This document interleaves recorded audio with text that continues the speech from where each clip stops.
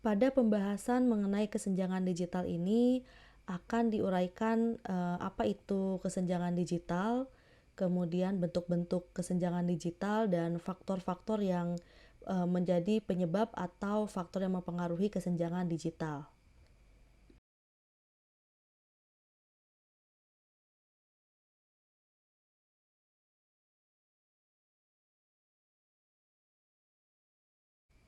Saat ini, Indonesia tercatat sebagai negara yang paling aktif dengan nomor urut kelima secara digital di dunia. Indonesia juga menjadi pasar terbesar keempat untuk Facebook dan Instagram. Dan sekitar 40% orang Indonesia merupakan pengguna WhatsApp. Nah, data ini merupakan data yang menggembirakan meski di sisi lain kesenjangan digital di Indonesia juga masih terbilang tinggi. Adapun yang dimaksud dengan kesenjangan digital adalah kesenjangan antara individu, rumah tangga, bisnis, dan area geografis pada tingkat sosial ekonomi yang berbeda sehubungan dengan peluang mereka untuk mengakses teknologi informasi dan komunikasi, termasuk penggunaan internet. Adapun secara sederhana, kesenjangan digital ini dapat diartikan sebagai perbedaan antara individu yang memiliki akses terhadap teknologi informasi dan komunikasi dengan individu yang tidak memiliki akses.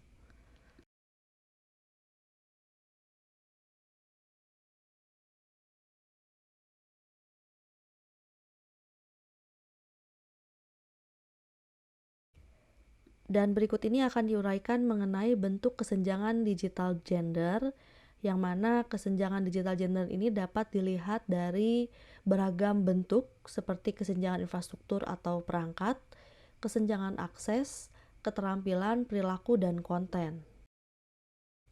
Yang dimaksud dengan infrastruktur atau infrastruktur teknologi informasi dan komunikasi mengacu pada perangkat yang memungkinkan sinyal untuk ditransmisikan seperti garis, gelombang mikro, satelit, dan lain sebagainya, serta perangkat keras komputer dan perangkat lunak yang terlibat dalam pengangkutan informasi.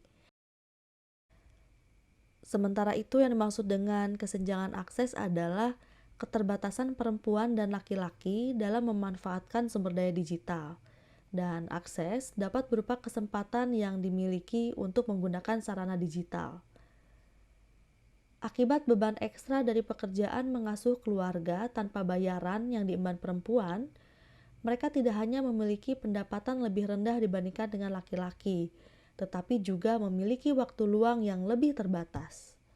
Akibatnya, waktu dan uang yang digunakan di internet menjadi sesuatu yang datang dengan kesempatan yang sangat mahal. Dan banyak perempuan yang beranggapan bahwa mereka tidak merasa bahwa apa yang mereka temukan di internet, faedahnya ini sebanding dengan waktu yang mereka habiskan. Tidak paham bagaimana cara menggunakan internet merupakan hambatan yang paling sering diungkapkan oleh perempuan. Dan keterampilan ini berkaitan dengan kecakapan dalam menggunakan perangkat digital. Adapun yang dimaksud dengan kesenjangan keterampilan ini merupakan perbedaan kemampuan atau keterampilan antar individu, baik laki-laki maupun perempuan, dalam memanfaatkan atau menggunakan akses dan infrastruktur. Dalam hal ini misalnya keterampilan operasional dan produksi konten. Berkaitan dengan kesenjangan perilaku, ini merujuk pada perilaku yang berbeda yang ditunjukkan oleh laki-laki dan perempuan dalam melakukan pencarian informasi melalui media digital. Kesenjangan gender di internet di Indonesia tercermin dalam perbedaan minat antara laki-laki dan perempuan, di mana wanita lebih menyukai topik pribadi, sementara pria lebih suka mencari informasi tentang bisnis. Bidang minat pembelajaran online berbeda juga menurut gender. Minat pria lebih berfokus pada bisnis dan teknologi, sedangkan wanita lebih memilih mempelajari topik seperti kecantikan ataupun fashion. Selanjutnya adalah kesenjangan konten atau isi yang merujuk pada tingkat relevansi konten dan layanan. Adapun yang dimaksud dengan kesenjangan konten adalah perbedaan antar individu dalam memanfaatkan informasi yang tersedia setelah seseorang dapat mengakses dan menggunakan teknologi tersebut sesuai dengan kebutuhannya. Permasalahan yang terjadi adalah, sedikitnya konten yang relevan untuk perempuan, serta sedikitnya konten untuk pemberdayaan perempuan. Dan sementara itu, dua hal yang penting dan berkaitan dengan hak-hak kesempatan bagi perempuan, berkaitan juga langsung dengan target-target SDG seperti ketersediaan informasi daring mengenai kesehatan seksual dan reproduktif, serta layanan keuangan digital. Sehubungan dengan perilaku berinternet, berikut ini disajikan data yang menampilkan data persentase laki-laki dan perempuan di berbagai negara terkait dengan respon mereka tentang literasi terhadap mobile phone dan internet.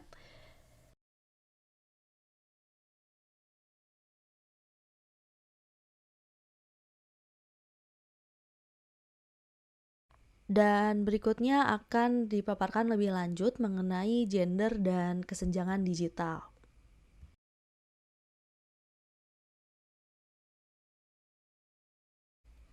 Difusi teknologi komunikasi dan internet sebagian besar terkonsentrasi di perkotaan, masyarakat berpendapatan tinggi, dan orang-orang yang berpendidikan saja.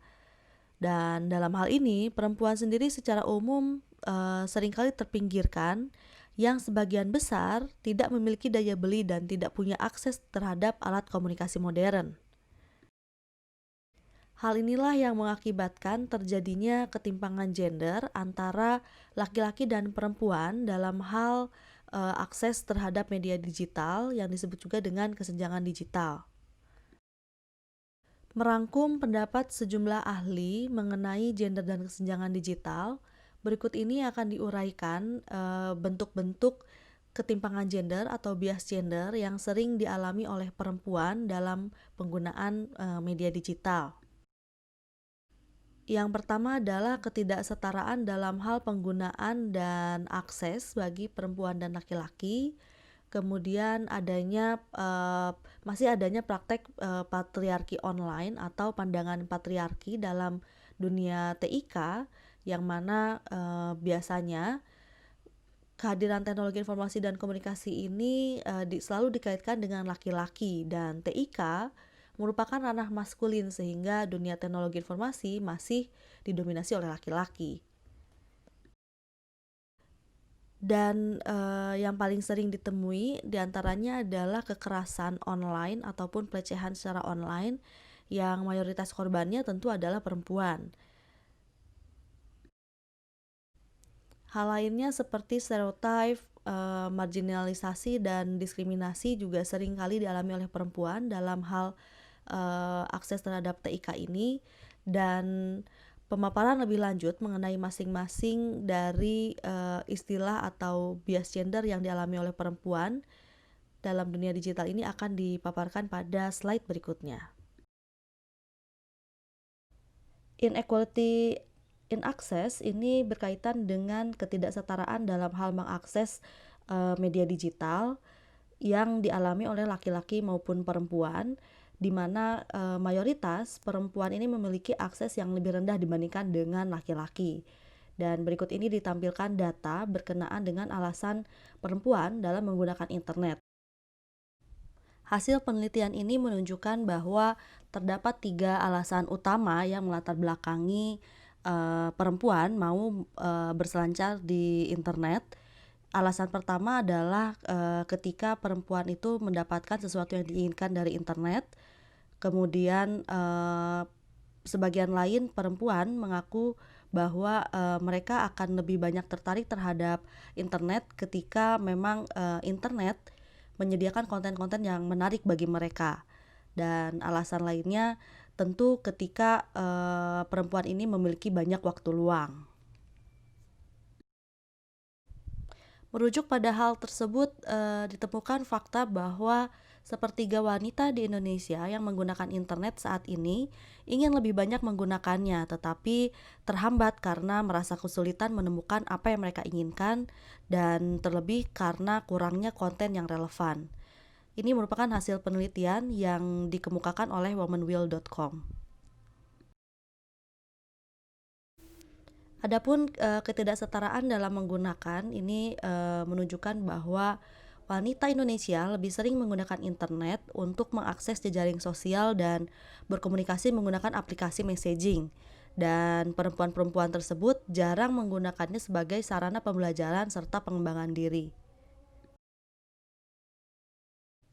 Berkaitan dengan ketidaksetaraan dalam hal penggunaan, dari laki-laki dan perempuan terkait dengan penggunaan internet, data ini menunjukkan bahwa terdapat, perbedaan preferensi bagi laki-laki dan perempuan, di mana laki-laki lebih menyukai mengakses informasi terkait dengan, peningkatan kompetensi ataupun skill, sementara, perempuan lebih banyak mengakses informasi berkenaan dengan informasi-informasi yang dapat, meningkatkan kepercayaan diri. Misalnya jika laki-laki lebih suka, mengakses informasi berkenaan dengan bisnis, mesin ataupun IT, sementara perempuan, lebih banyak mengakses, informasi mengenai, beauty, fashion, dan kesehatan.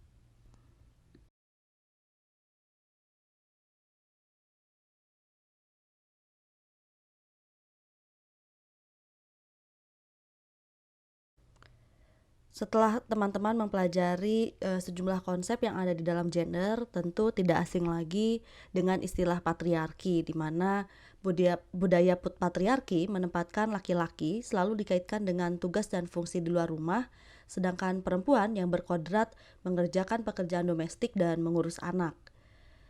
Sementara itu budaya patriarki pun terasa di bidang teknologi.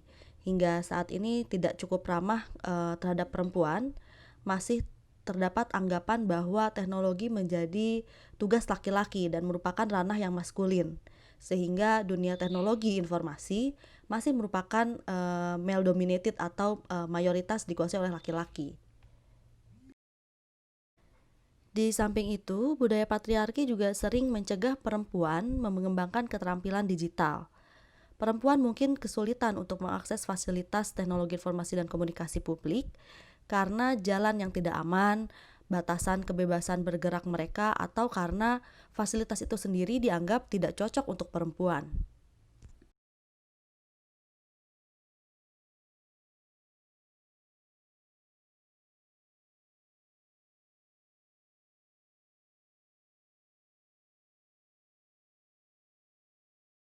Lebih lanjut, bias gender yang sering kali dialami oleh perempuan, ini berkaitan dengan cybercrime atau cyber violence against women, di mana kekerasan terhadap perempuan di dunia cyber bukanlah suatu fenomena yang baru. Sejak tersedia secara global, internet telah menyediakan dunia tanpa batas bagi industri seks, di mana perempuan menjadi komoditi utamanya. Situs dewasa yang menjajakan seks virtual maupun sebagai display perdagangan perempuan sejak lama telah menjadi problem global dan masuk dalam kategori kejahatan cyber yang serius. Selain dalam industri dan perdagangan seks, cyber violence ini juga muncul dalam bentuk lain seperti ujaran kebencian atau hate speech, peretasan atau hacking, pencurian identitas, dan penguntilan atau pelecehan seksual.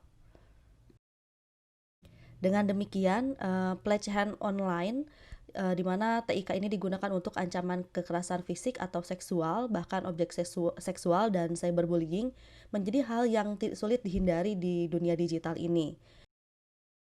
Dan siapakah korban paling banyak? Jawabannya pasti perempuan.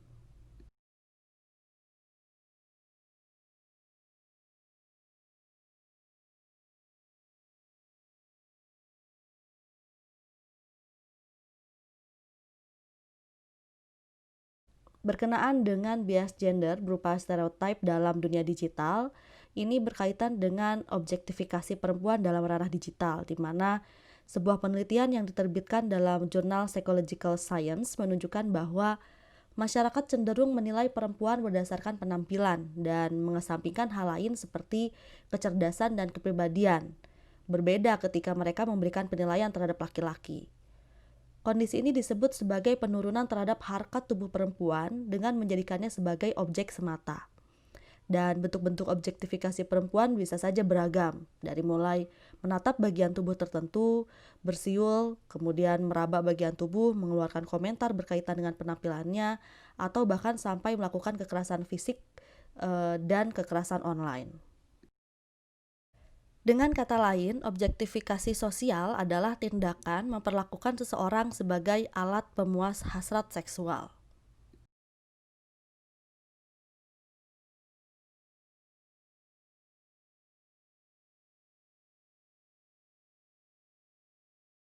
Dunia digital juga tidak terlepas dari praktek marginalisasi, di mana laki-laki dalam dunia teknologi dibandingkan perempuan dianggap lebih menjanjikan. Hal demikian ini menjadikan perusahaan teknologi lebih banyak mempekerjakan laki-laki ketimbang perempuan.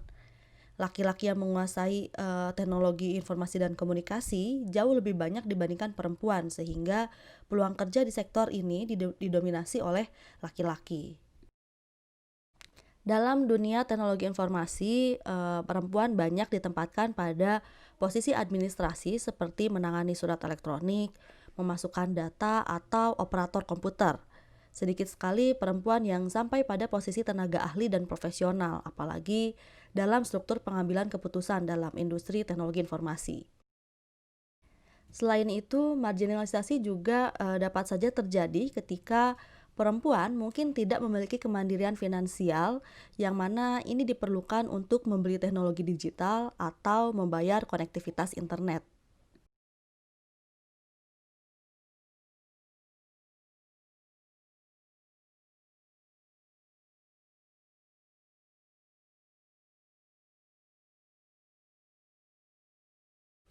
Adapun diskriminasi yang seringkali dialami oleh perempuan dalam dunia digital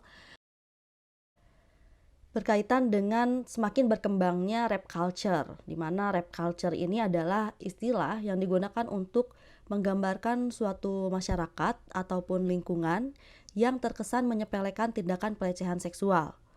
Bukan hanya itu, masyarakat juga terbilang memiliki masalah dengan rap culture, di mana mereka memiliki tendensi untuk justru menyalahkan korban atau sering juga disebut sebagai victim blaming. Dengan kemunculan internet, pemberitaan mengenai kekerasan terhadap perempuan yang saat ini semakin marak, pada awalnya bertujuan untuk menyadarkan masyarakat atas tindakan-tindakan yang tidak benar dan malah menyalahi aturan, namun menjadi sebuah reproduksi kekerasan di tingkat wacana dan semakin meninggikan ketimpangan relasi gender dengan menguatkan posisi maskulinitas laki-laki. Sebagai contoh victim blaming, misalnya ketika orang-orang berkomentar di media digital mengenai suatu kasus kekerasan tertentu, di mana orang-orang tersebut justru menyalahkan korbannya. Misalnya dengan berujar, ya salah sendiri, perempuannya pakai baju terbuka, atau perempuannya seksi begitu, layaklah diperkosa. Nah, inilah yang disebut dengan rape culture.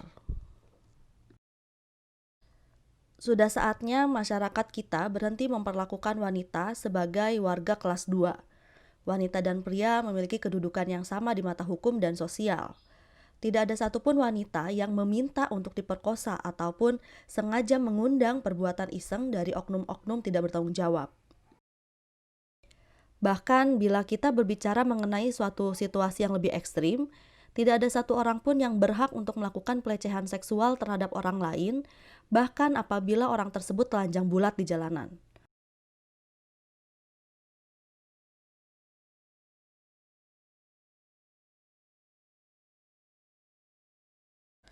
Sehubungan dengan uraian tadi, jadi apa yang kira-kira dapat dilakukan untuk menghilangkan atau minimal ya meminimalisir terjadinya bias gender di dunia digital?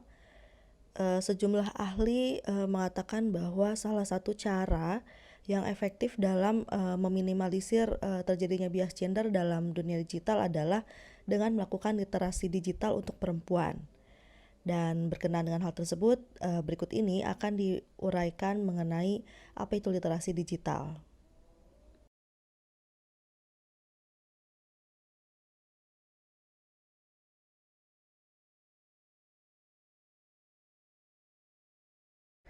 Alasan terbesar mengapa perempuan terus berada di belakang laki-laki dalam hal penetrasi atau penggunaan media digital adalah literasi perempuan yang masih tergolong rendah terhadap dunia digital. Terlebih, banyak wanita tidak akan mendapatkan manfaat dari peluang yang diberikan internet yang memiliki implikasi parah tidak hanya untuk diri mereka sendiri, tetapi juga untuk keluarga, komunitas, bahkan negara. Adapun yang dimaksud dengan literasi digital adalah kemampuan untuk menggunakan teknologi komunikasi untuk menemukan, mengevaluasi, membuat, dan mengomunikasikan informasi yang membutuhkan keterampilan kognitif dan teknis. Dan 3 kemampuan dasar untuk meningkatkan kemampuan literasi digital bagi perempuan dapat dilakukan melalui 3 cara, yakni dengan menyediakan akses terhadap layanan finansial. Ini berkaitan dengan pemberdayaan ekonomi, di mana akses terhadap layanan finansial perempuan dapat memberdayakan perempuan untuk memulai usaha kecil dan memberi mereka kendali atau kontrol atas uang atau tabungan mereka sendiri. Adapun akses layanan dan informasi kesehatan ini juga sangat diperlukan bagi perempuan, terlebih karena menurut sejumlah ahli terdapat sejumlah golongan yang konservatif, ini golongan perempuan yang konservatif dan mungkin dianggap tidak pantas bagi perempuan untuk mengajukan pertanyaan mengenai hal-hal sensitif seperti kesehatan reproduksi, seks, agama, politik, dan norma sosial. Untungnya, internet memiliki berbagai sumber daya yang dapat memberi wanita informasi tentang kesehatan dan kesejahteraan mereka.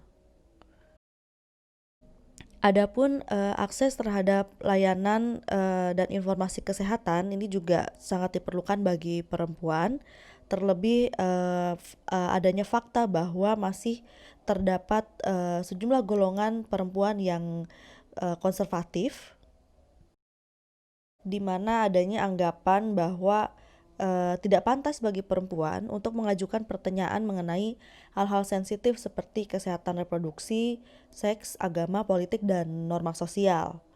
Tetapi untungnya kehadiran internet ini memiliki berbagai sumber daya yang dapat memberikan sejumlah informasi tentang kesehatan dan kesejahteraan perempuan. Dan hal lainnya adalah salah satu manfaat terbesar dari melek digital adalah adanya sumber daya yang sangat banyak untuk dijadikan sebagai sumber daya pembelajaran, seperti halnya misalnya belajar online gratis atau seminar online dari mulai YouTube hingga sejumlah aplikasi lainnya. Selain itu, wanita dapat menonton menggunakan platform e-learning yang berbeda untuk mempelajari keterampilan baru seperti teknik menghias rambut, teknik coding, memasak, berkebun, dan tentu masih banyak lagi. Namun demikian, merujuk pada Azali tahun 2019 dalam tulisannya yang berjudul Perempuan, Literasi, dan Ketimpangan Digital, mengatakan bahwa literasi digital tidak dapat dilihat sekadar sebagai kompetensi individu yang perlu ditingkatkan untuk menyelesaikan berbagai masalah, tetapi perlu juga dikembangkan dengan kesadaran akan struktur sosial, ekonomi, politik, dan teknologi yang membentuknya. Meskipun bertujuan baik, jika penerapannya tetap dengan norma dan kebijakan patriarki, maka program-program ini beresiko malah menambah tanggung jawab dan beban kerja perempuan tanpa memberi pengakuan, imbalan, atau pembagian kerja yang layak. Berbicara mengenai dunia digital tentu tidak akan ada habisnya. Juga ini merupakan kajian yang sangat menarik untuk kita teliti, khususnya berkaitan dengan kesenjangan atau ketimpangan gender yang ada di dalamnya. Karenanya banyak topik yang tentunya menarik untuk kita teliti, khususnya berkaitan dengan gender ini, misalnya kajian tentang gender dan kesenjangan digital yang dapat kita lihat dari keterampilan yang dimiliki oleh laki-laki dan perempuan dalam mengakses internet atau media digital, kemudian juga kesenjangan dalam hal penggunaan atau internet use, serta internet outcomes, di mana internet use ini bisa kita ukur dengan mengukur curahan waktu yang dihabiskan oleh perempuan dan laki-laki dalam mengakses media digital. begitu pula dengan jenis-jenis penggunaannya. Adapun yang dimaksud dengan internet outcomes ini berkaitan dengan dampak dari penggunaan internet bagi perempuan dan laki-laki, khususnya dalam aspek ekonomi, sosial, dan budaya. Kajian lainnya tentu terkait dengan literasi digital itu sendiri, di mana sekarang pemerintah melalui Kominfo banyak melakukan program terkait dengan literasi digital, khususnya yang diperuntukkan bagi kaum perempuan. Dan bisa saja kita mengevaluasi program tersebut, apakah benar literasi digital ini berhasil memberdayakan perempuan atau justru memperluas kesenjangan. Kajian lainnya yang menarik adalah perempuan di Indonesia khususnya sekarang semakin banyak yang memanfaatkan internet untuk melakukan kegiatan kewirausahaan, misalnya pemanfaatan e-commerce bagi perempuan dan lain sebagainya. Dan tentu saja sejumlah kerangka analisis dalam gender seperti Harvard, Moser, dan kerangka analisis lainnya tentu dapat digunakan dalam kajian-kajian gender dan media digital. Dan berikut ini adalah daftar pustaka sebagai acuan dalam menulis materi hari ini yang dapat teman-teman rujuk juga untuk mempelajari lebih lanjut mengenai gender dan media digital.